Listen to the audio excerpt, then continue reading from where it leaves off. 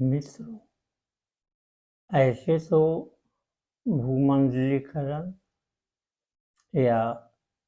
Globalisation को विश्व स्तर पर लागू हुए काफ़ी दिन हो गए, लेकिन भारत में भी इसे 3 दशक से अधिक हो गए जब इसकी नीतियों को हम लोगों ने अपनाया था और लागू किया था। ऐसे इंटरनेट और सोशल मीडिया के आ जाने से हमारे जीवन के हर एक पहलू कहीं न कहीं प्रभावित हुए हैं और इन्हीं पहलुओं में एक पहलू हमारा धर्म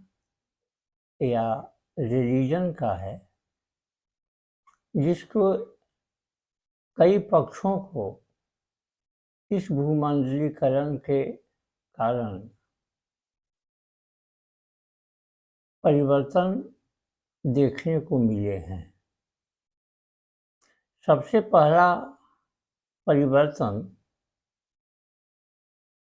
यह हुआ कि परंपरागत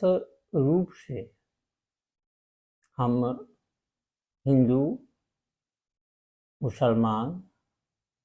यहूदी, बौद्ध, जैन इत्यादि धर्मों में बटे हुए थे। ग्लोबलाइजेशन के आने से इनके बीच दूरी बहुत कम हो गई और हर एक धर्म को यह लग रहा है कि हमारा धर्म कहीं न कहीं दूसरे धर्मों से प्रभावित हो रहा है। इसलिए धार्मिक विविधता के प्रति हम अधिक जागरूक हो गए हैं। उस संबंध में जो हमारी परंपराएं हैं, जो रीति रिवाज हैं, उनको हमने पहले की तुलना में सख्ती से पकड़ रखा है। कहीं इसमें कोई दूसरे धर्मावलंबी या दूसरे धर्म के मानने वाले इसमें कोई परिवर्तन न कर दे। हालांकि यह काम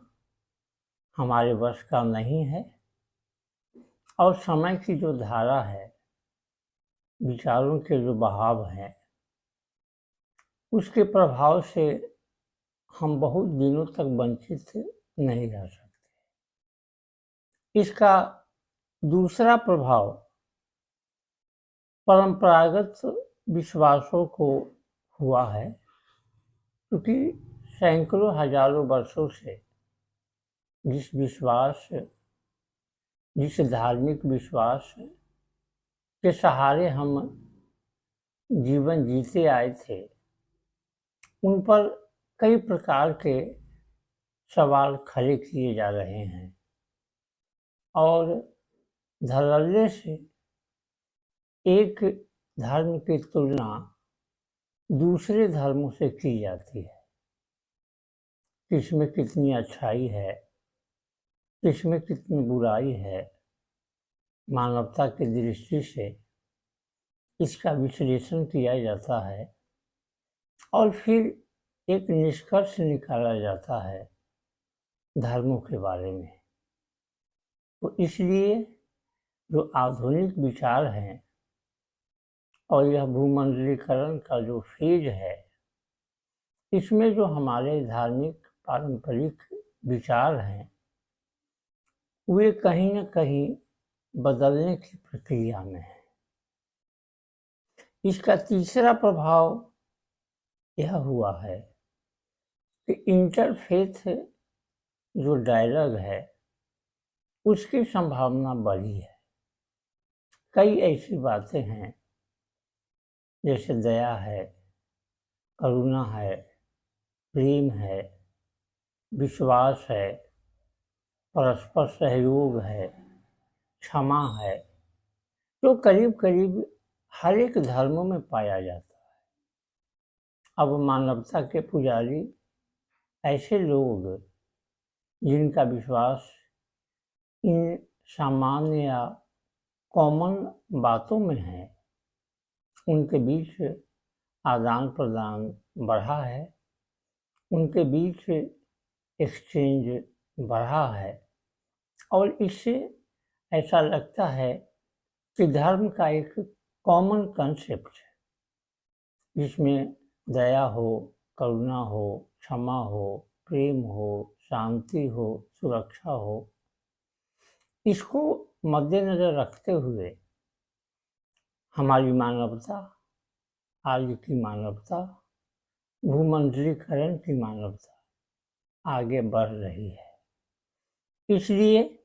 इसका तीसरा प्रभाव यह हुआ है कि इंटरफेथ डायलॉग की संभावना पहले की तुलना में अब अधिक हो गई है। इसका चौथा प्रभाव राज्य पर भी पड़ा है। अब तक धर्म और राज्य के बीच का जो संबंध था उसे हम आसानी से देख सकते थे, परख सकते थे, लेकिन भूमंडलीकरण के बाद जो विश्व स्तरीय चुनौतियां हैं, चाहे वह शांति की हो, सुरक्षा की हो, युद्ध के खतरे से निपटने की हो, पर्यावरण की हो, न्यूक्लियर आर्मामेंट्स की हो, ये जितने सारे मुद्दे हैं, आज ये कहीं ना कहीं विश्व के प्रत्येक देश के दिमाग में ऊपर हैं और धर्म उसके बाद है। इसलिए इसका चौथा लाभ यह हुआ है कि जो मानवता से संबंधित चुनौतियां हैं, जो करीब करीब हर एक देश की समस्या है, और या कहा जाए कि यह विश्व की कॉमन समस्या है, उसकी तरफ हमारे देशों का ध्यान ज़्यादा लगने लगा है और उसकी तुलना में धर्म की तरफ उनका ध्यान कम हो गया है। इसका पांचवा परिवर्तन यह हमें देखने को मिलता है कि धर्म कोई भी हो, हर एक धर्म को एक बाजार मिला है और हर एक धर्म से संबंधित जो वस्त्र हैं, जो मूर्तियां हैं, जो किताबें हैं, धड़ल्ले से वे ऑनलाइन बिकती हैं, मंगाई जाती हैं, भेजी जाती हैं। इसलिए हम कह सकते हैं कि जो हमारे धार्मिक प्रतीक हैं, जो हमारे धार्मिक चिन्ह हैं, जिन्हें हम सजोकर रखते थे, उनका बाजारीकरण हो गया है और उन्हें विश्व स्तरीय बाजार मिला है। मित्रों, इसका छठा प्रभाव यह देखने को हमें मिलता है कि हम अब तक अपने ही धर्म के विचारों, धर्म ग्रंथों या धर्म गुरुओं के द्वारा कही गई बातों तक सीमित होते थे, लेकिन अब जब इंटरनेट आ गया है तो वैसी स्थिति में हम किसी भी धर्म के बारे में, किसी भी धर्म के धार्मिक ग्रंथ के बारे में और किसी भी धर्म के धर्म गुरु के बारे में जितनी जानकारी चाहें प्राप्त कर सकते हैं। और वैसी स्थिति में हमें एक मौका मिलता है कि हम अपने धर्म की तुलना विवेक के आधार पर, तर्क के आधार पर दूसरे धर्मों से करें। और यह अक्सर देखने को मिला है कि वैसी स्थिति में हमारे विचार, हमारे धार्मिक विचार बदलने लगते हैं। विश्व स्तरीय संदर्भ में दूसरे धर्मों से तुलना करने के बाद नए विचार जो तर्क और विवेक के पर आधारित होते हैं हमारे सामने आते हैं और हमारा झुकाव उनकी तरफ हो जाता है। मित्रों, सातवां और अंतिम प्रभाव इसका यह होता है कि अब धर्म की उपस्थिति, धार्मिक संस्थाओं की उपस्थिति विश्व स्तरीय हो गई है, क्योंकि ज़माना इंटरनेट का है, सोशल मीडिया का है। इसलिए जो हमारी धार्मिक संस्थाएं हैं उनका प्रचार प्रसार, उनका विस्तार विश्व स्तरीय हो गया है और उन्हें अपने परिचय के लिए, अपने बारे में बताने के लिए ढेर सारे ऐसे प्लेटफॉर्म्स मिल गए हैं जहां वे अपनी बात, अपने धर्मगुरुओं की बात, अपने धर्म ग्रंथों की बात आसानी से विश्व के किसी भी कोने में, किसी भी भाग में, किसी भी देश में पहुंचा सकते हैं। ये सारी स्थितियाँ ग्लोबलाइजेशन के आने के पहले नहीं थी। इसलिए यह कहना होगा कि ग्लोबलाइजेशन के कारण धर्म के प्रति हमारी अवधारणा, धर्म के प्रति हमारे विचार काफ़ी बदल गए हैं और आने वाले समय में इनमें और भी बदलाव संभावित है। धन्यवाद।